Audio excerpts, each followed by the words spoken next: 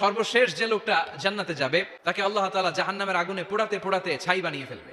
আল্লাহ বলবেন, জিব্রাইল যাও একটু দেখো একটা মাত্র সেজদা দিয়েছে আমাকে, এরকম কাউরে পাওয়া যায় কিনা। খুঁজে খুঁজে কাউরে পাবে না। আল্লাহ বললেন আবার দেখো, খুঁজে খুঁজে একজনকে পাবে, সামান্য ইমানের ছিটে ফোঁটা তার অন্তরে ছিল।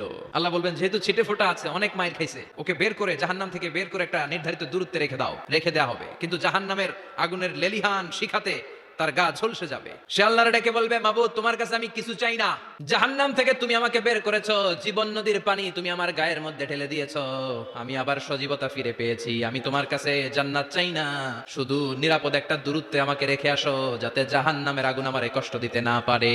আল্লাহ জিব্রাইলকে বলবেন যাও এমন দূরত্বে রাখো যাতে জাহান্নামের আগুন ওরে কষ্ট না দেয়। রেখে আসা হবে। অনেকদিন সে ওখানে আনন্দে থাকবে, আল্লাহ শুকরিয়া করবে, সে মনে মনে বলবে বেঁচে গিয়েছি আমি। অনেকদিন থাকার পরে মনে মনে ভাববে বাইসা তো গেছি, কিন্তু নতুন করে একটু ট্রাই করে দেখি। আল্লাহ আগেই বলে রাখে আমি কিন্তু জান্নাতে যেতে চাই না। আল্লাহ বলবেন কি চাও? সে বলবে আল্লাহ তোমার জান্নাতটা তুমি কত সুন্দর করে বানিয়েছো, আমি একটা নজর শুধু দেখতে চাই, জান্নাতের দরজার সামনে নিয়ে যদি আমারে বসিয়ে রাখো দ্যাটস ইনাফ। আল্লাহ বললেন তুই না ওয়াদা করেছিস। সে বলবে আল্লাহ আমারে হতভাগা বানাইয়া তোমার কি লাভ? সুবহানাল্লাহ পড়ে, আমারে তুমি হতভাগা বানিও না। আল্লাহ বলে ঠিক আছে, আবার সিগনেচার কর যে জান্নাতের দরজার সামনে বসিয়ে দিলে আর কিছু চাবি না। সে সিগনেচার করে বলে আমি চাবো না। আল্লাহ বললেন জিব্রাইল বেচারারে ধরে জান্নাতের গেটের সামনে বসায় দে, এবার জান্নাতের গেটের সামনে বসে বসে জান্নাতের সৌন্দর্য দেখা শুরু করবে। সুবহানাল্লাহ।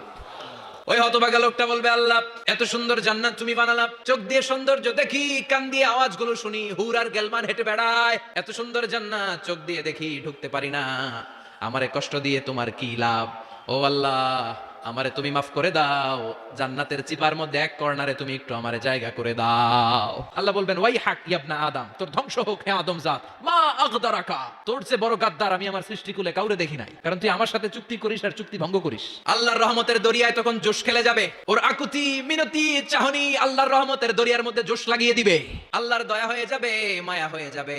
আল্লাহ বলবেন ঠিক আছে জান্নাতে যা। লোকটা এবার এক দৌড়ে জান্নাতের ভিতরে ঢুকে যাবে। লোকটার দৌড় দেখে আবার লোকটারে আল্লাহ ডেকে বলবে একটু দাঁড়া, জান্নাত তো দিছি, তো দৌড় দিলি কেন? সুবহানাল্লাহ কইবেন না?